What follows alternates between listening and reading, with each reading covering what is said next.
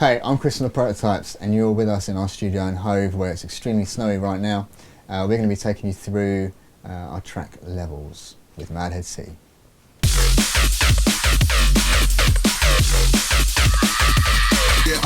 So yeah, Levelz was a tune that actually was made probably around 2 years ago, when we actually weren't in this studio space. It started off when Mad Hed City, Kerwin, came over from Trinidad. We got in the studio together and recorded some of the vocal, which has ended up in the original, in this tune, as it finished. And then that kind of lingered around for a year and a half. We were playing it, but it was never really finished. And then we got back, me and Nick got back together on it and started getting on a vibe, and we thought, why don't we try this vocal on this? And then everything kind of snowballed from there. And we also ended up having to get Kerwin back in to add extra lyrics to fill it out, as some of the lyrics we had done previously didn't quite work with it. So yeah, it all kind of rolled on quite nicely actually from that second try on it. The first try on it was also a really cool tune. It was a bit more along the lines of Lights, one of our other tunes, but I don't know, it just wasn't really, didn't really feel finished, and it ended up just moulding into this. So yeah, without any further ado, might as well get on with it and show you how it was done. This track basically kicked off again once we'd made the intro hit, which is this one right here.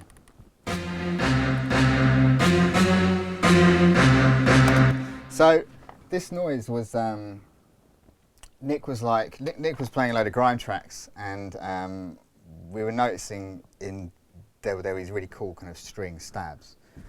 So we just thought, let's try doing something a little bit like that. And I've been quite getting into like film projects and stuff like that recently. So I've been buying quite a few nice orchestral sound banks that have these epic like hits and horn hits and stabs. We got Symphobia Orchestral Essentials, which is a really good sample set for realistic strings and everything like that. It's got these basic patches where it's either got like a held string note or, you know, stabs, and it's got the whole orchestra doing it, so woodwinds, brass, strings, all that kind of stuff. And then I bought another one recently by Spitfire, who make amazing sound banks, I've got to say. I've got a lot of love for these sound banks. And this is far more broken down. The one I got was called Albion 1. And this one has, you know, the big epic film kind of brass hits and stuff. So I basically got 3 different patches made out of these banks that all hit at the same time, and then basically squashed the fuck out of it to get that feel. There was also another tune when we were listening to the grime tracks that I was kind of referencing in my head as well, by an old London rap group called Gunshot. The track was, I think it was Terror Begins or something, but it's got this dark string patch thing in the intro that is I used to listen to a lot as a kid. So yeah, so between that, the grime influence and that track really that kind of brought it around. So I think maybe we can just try and make a little thing of that. So short, nasty.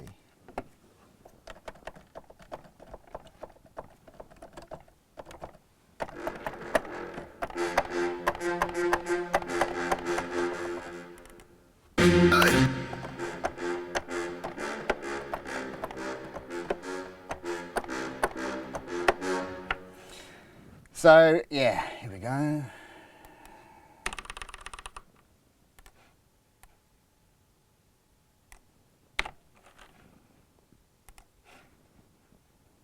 See if the click's actually inside it.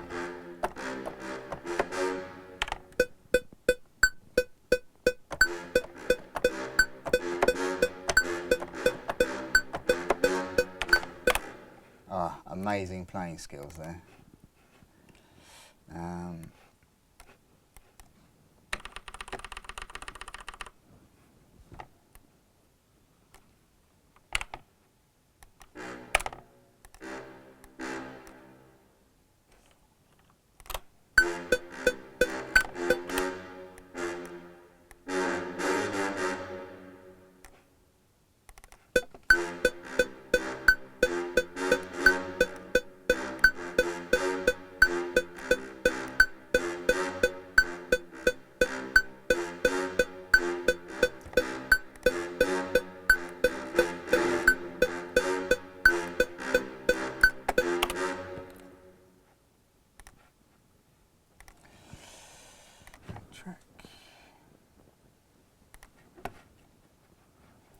So I'm just going to get one of the orchestral essentials now. I might just go action.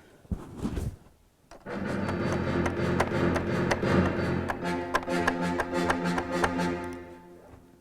that the old copy paste.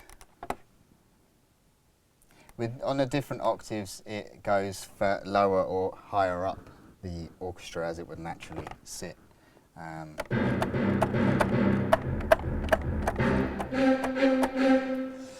Which is pretty cool.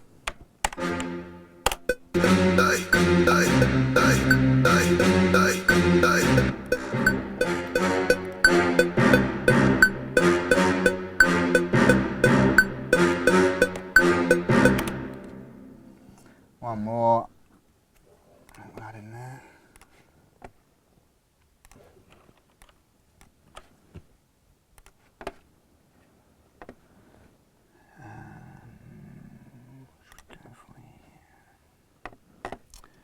It's going to go for strings, staccato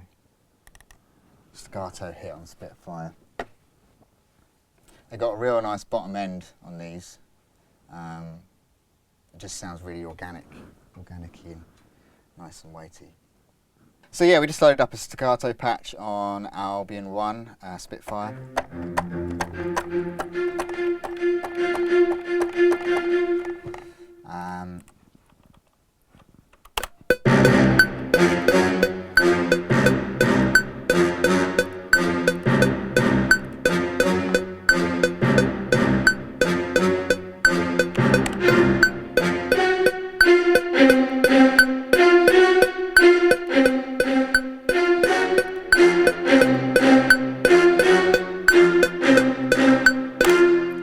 So I'm just going to group all those together, and then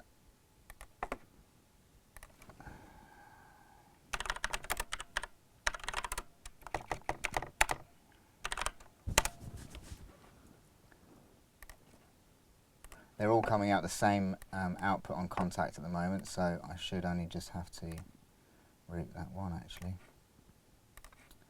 So yeah, I'm just going to stick one of my favourite reverbs on, which is called Acoustic Reverb.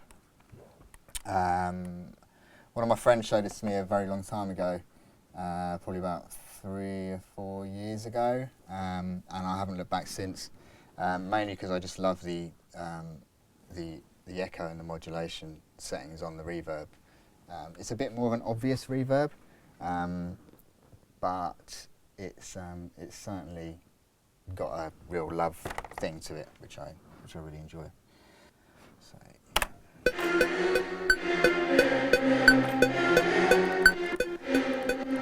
I quite like the open setting on this.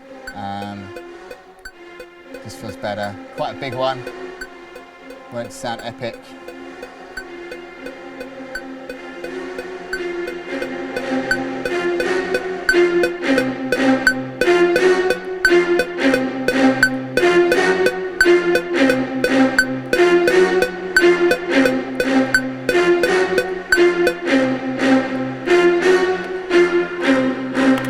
And then also with the reverb, we will go to sends, right click on the sends, insert, add effects channel to send 1, and then we're going to stick another Arts Acoustic on there.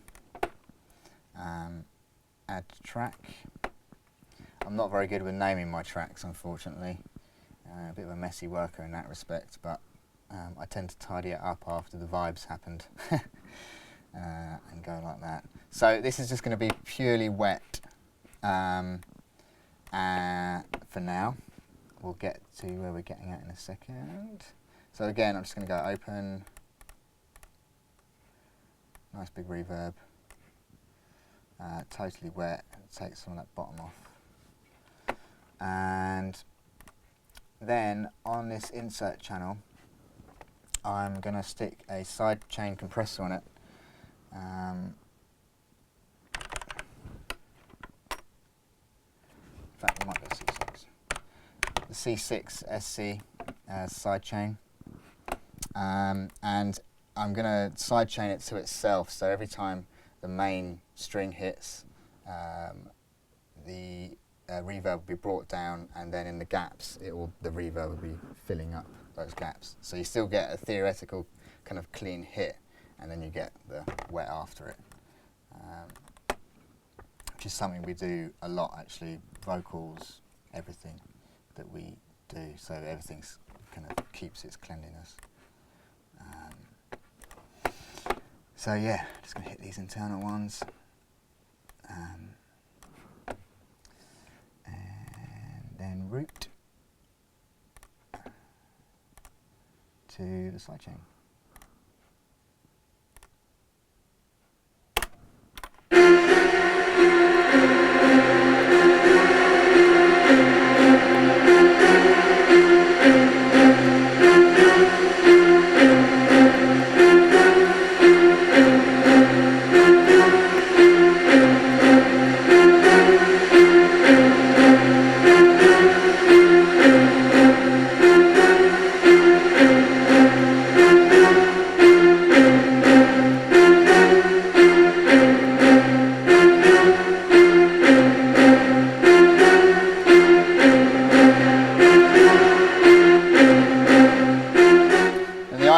The idea of this is that you don't lose the energy at the top end from the reverb whenever it sidechains. Otherwise, you would normally just use a normal sidechain and you'd get the harsh effect of the sidechain. This applies to a lot of the mixdown stuff that happens, especially when you get into the drop, with the relationship between bass and drums and vocals and lead lines and how it all works together and how you're sidechaining everything together. You don't want to. It's very important to keep energy in the top end.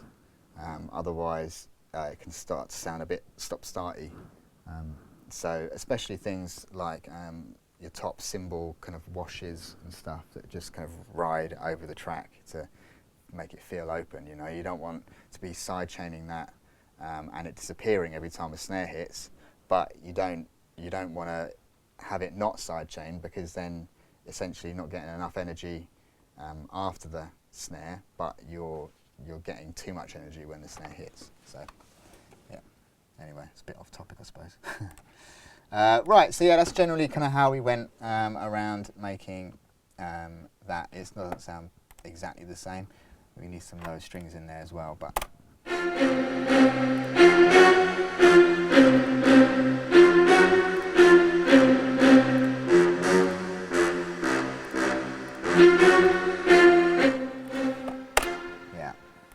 So on here, on the actual mix down a bit, we've got just a verb,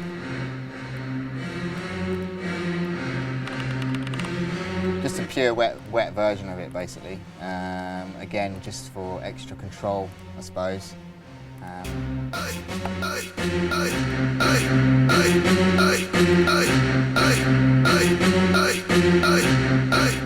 So yeah, this string noise is really where this track started to begin, and then it all just rolls with there when we put the vocals together as well.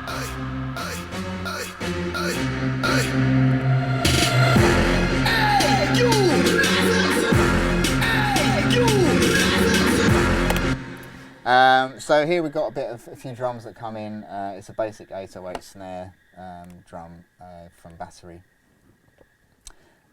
4, which I absolutely love. I love the upgrade from 3 to 4. I've used Native Instruments stuff a lot over the years, and Battery 4 was such a big improvement from 3. It was great. So yeah, but it's literally just one of the detailed ones in here.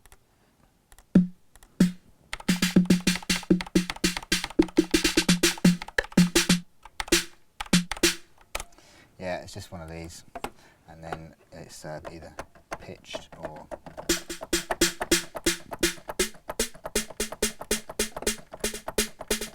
I love the filter they've put on here as well for the low cut, if you don't want any of that bottom end. As you can see up here. In fact, I'll stick that down in here so you can see it on the recording.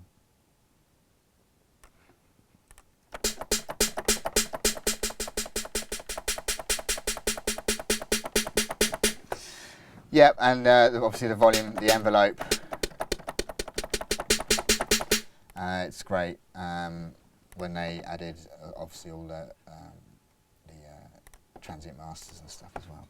So yeah, that is one of the snares from there. You'll find that a lot of the things on this project are bounced down, basically just to save processing power, because it's quite a big project. So the string arpeggios that's coming in the second 16. Where are we?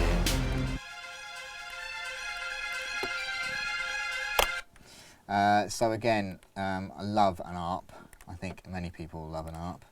I'm going to bring up a contact version again. In fact, I think I might just be able to make it.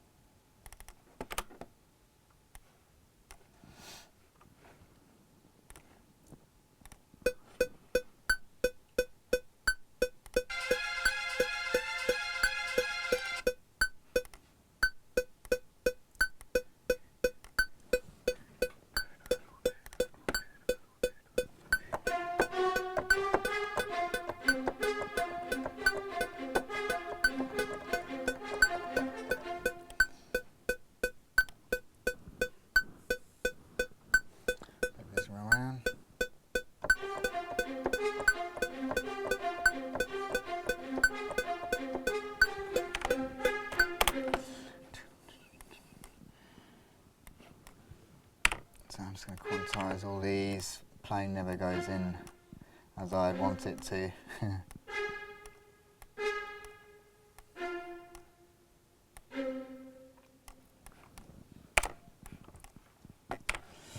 Something I found really useful when you're putting MIDI in actually is if you go to the top up here, MIDI functions, fixed lengths, which sorts all that stuff out there.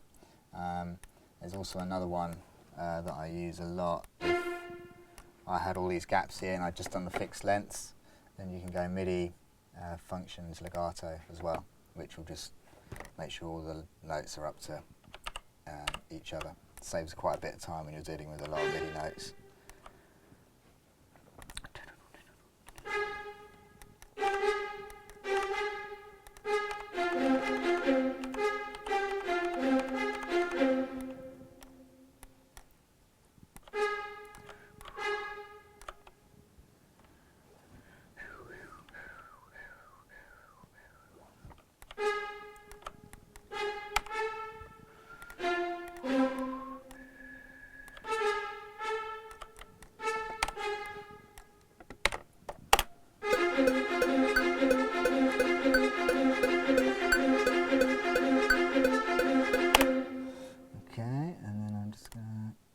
Stretch that bad boy.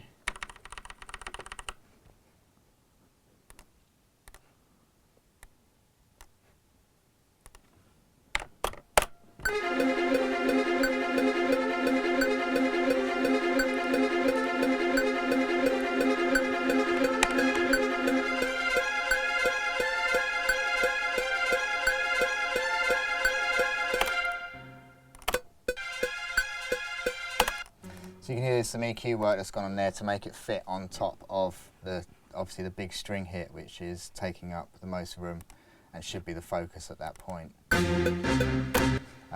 When you're mixing down the entire time, you're telling a story. So there are peripheral things that sit on top, wider, and underneath the main element which you want your brain, which you want to tell the listener to focus on. Everything else I always think as subconscious kind of dwellings that you're telling the subconscious to think and feel. So if you're building up a rise, or if you're coming up to a section where you're going to be changing quite abruptly, then you need to be telling the subconscious that you're going to be changing, something's going to be changing, but you still need the main riffs in the tune to be direct, so that you're not actually taken away from the point of what you're trying to express through the music. Which is why that sits on top rather than being such a big thing. So as everyone does, and is pretty old hat I suppose, the Pro Q is my choice of EQ. Really like this. It's just so easy to use. Yeah, I think it's been pretty well covered, so I won't bother covering it too much. Except for perhaps, I'm just going to turn the analyzer on, post EQ, so you can see. I'm going to cut all that bottom stuff out. It should just go anyway, and then make that a bit smaller. So generally, if I'm trying to add width to a mix now, instead of using something that's a fake widener, like a dimension expander or whatever else, you generally use the mid-side now to do it instead. And this way you're just increasing the natural sides rather than adding as an unfamiliar side, basically, and potentially confusing the mid mix, which is the direct mix, which is what hits you. Basically, the sides is what gives you feel. So yeah. So anyway, I'm just going to take the mids of this down, just there, and I'm just going to widen that, and then that will make it sound wider.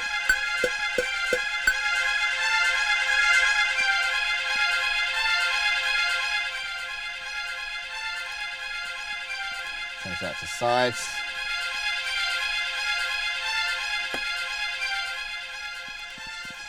I suppose as a general rule of thumb, you shouldn't boost an EQ too much unless it's for an effect, an obvious effect. I don't know if it's my own paranoia about it, but sometimes if you're boosting too much rather than just cutting and leaving the natural harmonics there, your mixes can sometimes translate differently onto different systems. The ideal scenario is that your tune sounds good on anything, and if you're boosting a lot all the time, you know, a couple of dB, whatever, but if you're going like 7, 8 plus, which is something I used to do, generally you'll find that, you know, things start to get a bit sticky and a bit random. So yeah, there's that ARP. You know, a lot of the time ARPs, you know, using synths and stuff for that, but just as I say, I've got really into cinematic music recently, so going hard out on the old orchestral selection for this one. So yeah, I'm just going to take this off.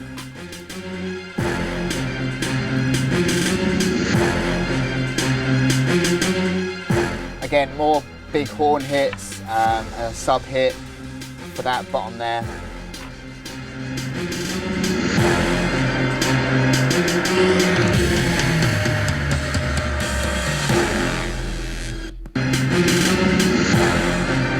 And obviously there's a little rise in the background there, something to do with what I was talking about with the subconscious, telling the subconscious that something is about to change. And giving it that bar before the actual change just helps give it that space so that something else can hit you.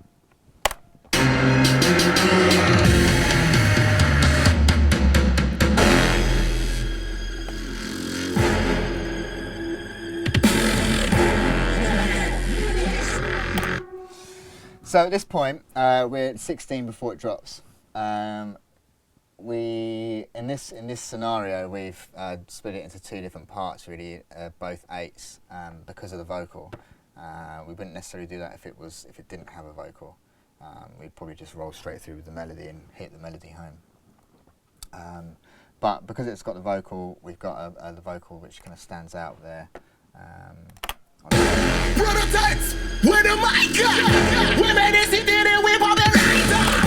So this is all basically just backing music that needs to stay away from any frequency that vocal is in.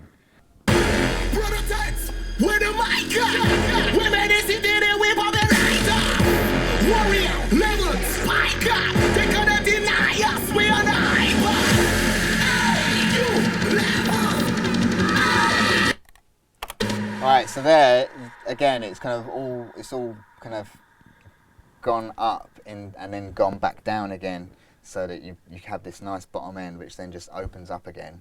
It makes it feel like a more open space, where you can start building those background kind of energy, basically. There's a few words that people told me when we were coming through, when I was having a lot of problems with mixdowns. I think it was DJ SS who said beefy. Needs to be more beefy, bro. You know, and all this kind of stuff. Future Bound was like, you know, it's missing impact. Impact is a word that is stuck with me, actually. Beef, impact, power, for us, pretty much describes our music. So whenever I'm mixing down, always thinking of that beef, impact, power is pretty much us. So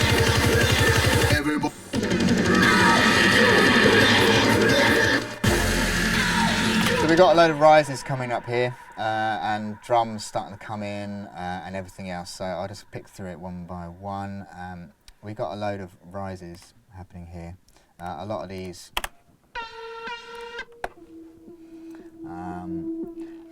rises, they're coming in over this whole 16 bars, but it's rise upon rise upon rise, so that it keeps on building in a very energetic way.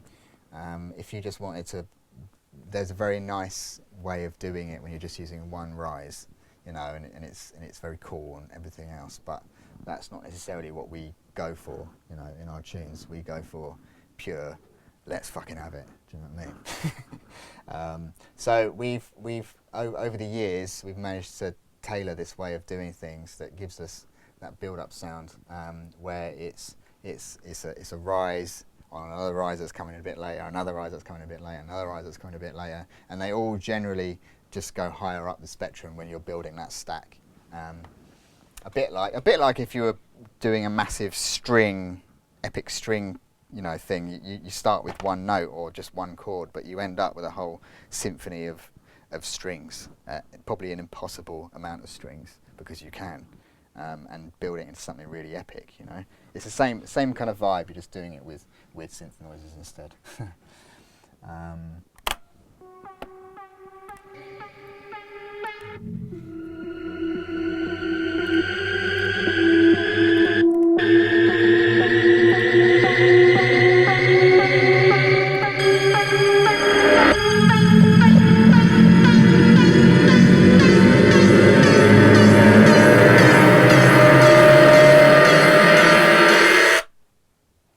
There's more there as well.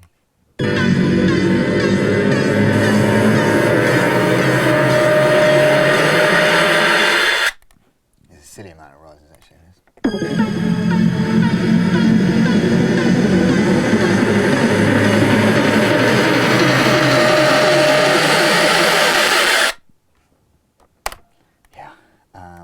Right, so a few of these rises. There's a few techniques I do like to use when you're. Sometimes you go from, you know, presets or mold another preset into something that you want it to be. Other times using comb. I really like using noise and comb filters, and then reverbing them out and using LFO tool and stuff. So maybe we'll just go through something like that and just build a general rise, let's say. So used to do this all in massive, but we'll give.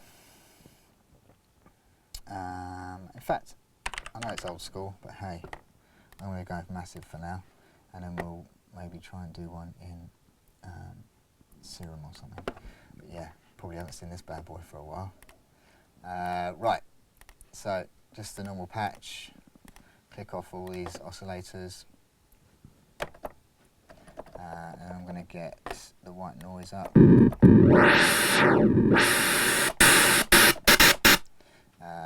It's been a while since I've loaded this up actually.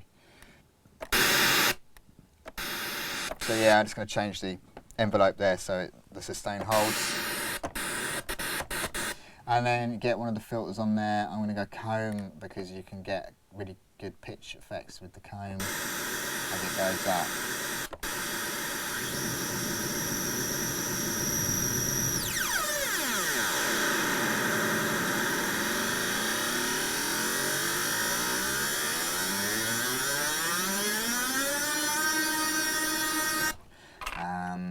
Yeah, so let's just add another rise into here so you can see,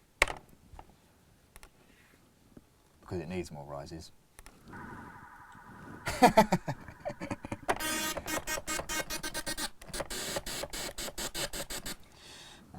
Right. Prototypes, with a mic up. We made this in there, we pop it right up.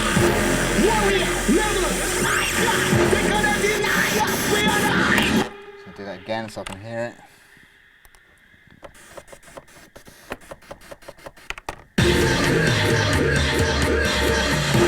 Prototypes, with a mic up. We made this in there, we pop it right up. Warrior, Levelz, my God, they gonna deny us, we are right.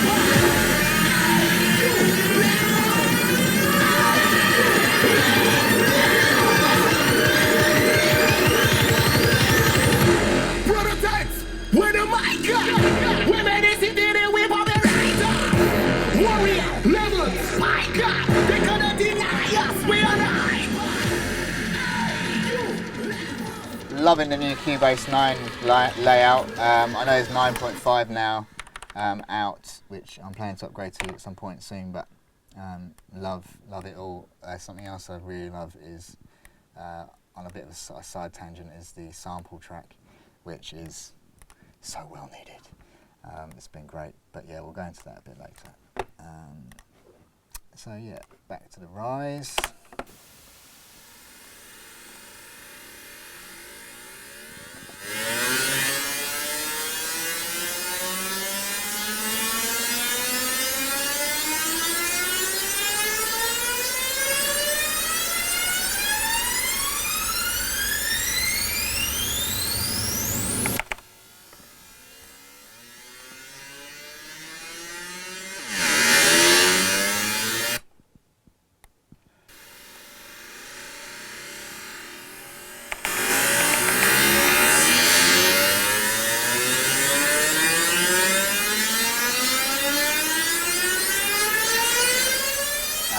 Just sticking an LFO on there, on the pitch as well.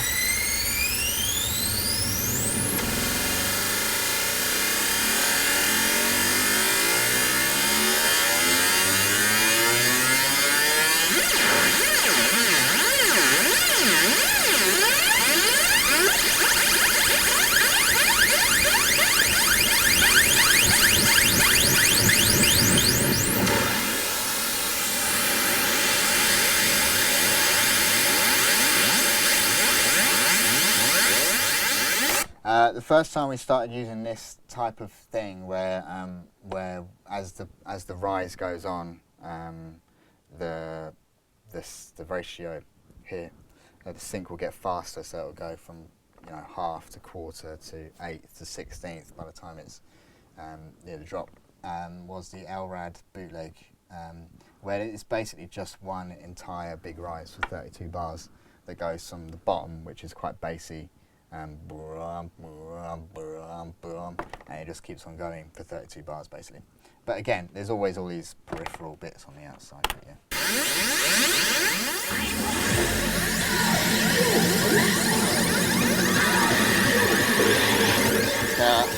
Just automate this a little bit.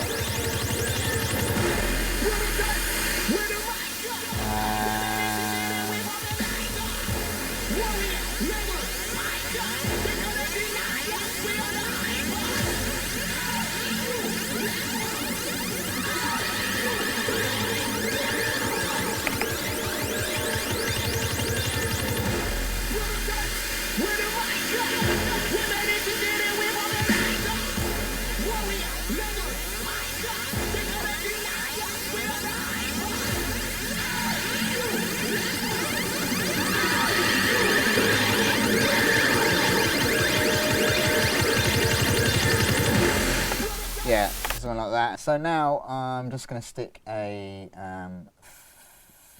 EQ, Pro Q on there. I haven't used a filter in years. I can't remember. I just use Pro Q for everything filter-wise. And it's just, I find it easier, to be honest. I find there's a lot of filters these days where, or plugins in general actually, where they're overcomplicated. There's too many functions on it. There's too much stuff they can do, and it just gets to the point where it just gets in the way of vibe for me and Nick. You know, you just generally when we're using a plugin, you just want to use it for a basic function, really. Anyway, this is fucking great at it. So just going to start this from low, so it's not in your face right from the get-go.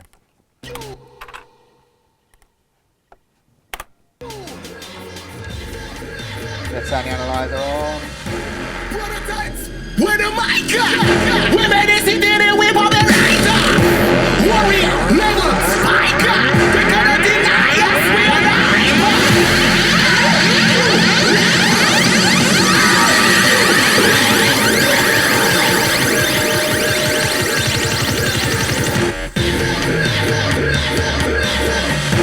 Prototypes, with the mic, we made it sit there and we pop it right up. Warrior, Levelz, mic, they gonna deny us, we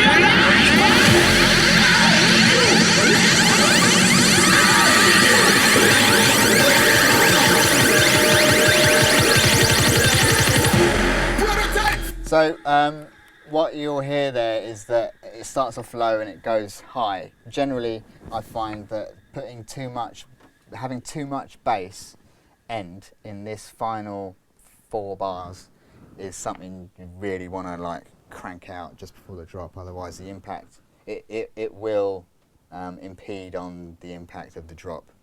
I generally find it works different for everybody. You know, some people do it differently, but that's certainly how it works for us.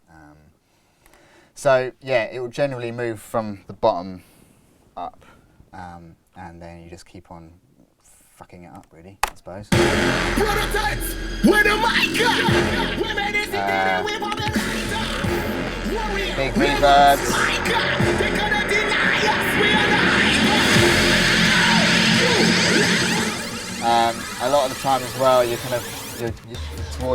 towards the end of the drop as well, all of our sounds will end up reverbing out, and then the mix will go from very dry to very wet towards the end, so that you get this kind of this normal sound, and then you get this massive like thing towards the end that doesn't actually have a lot of mid in the mix, so that again, it's to do with the impact thing and the size of scale. You want it to go epic, and then you want it to hit as fucking hard as it can.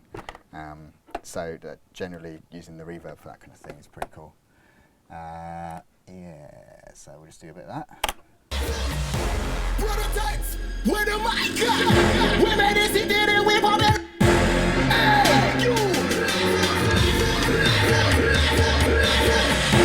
Prototypes, with the mic, we made it sit there and we pop it right up.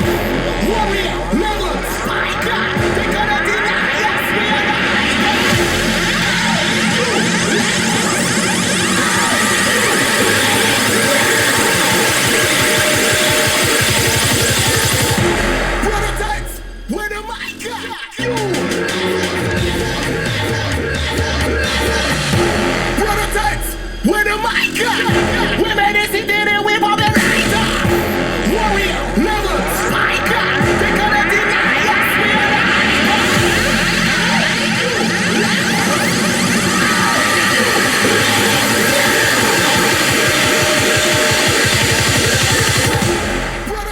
Yeah, so you can hear now towards the end of that sound how it really starts to get a lot wider.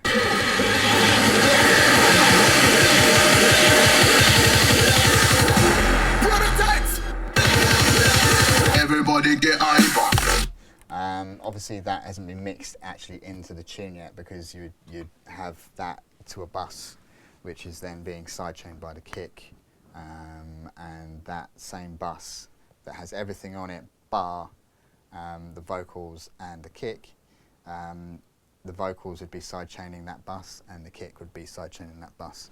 So that obviously the drums and the kick and the energy, the build-up, the two and the vocal, the two things that can't disappear in that build-up. Basically, everything else is just shit that's making it feel full. So I hope you got something from that. Come back and join us in part 2.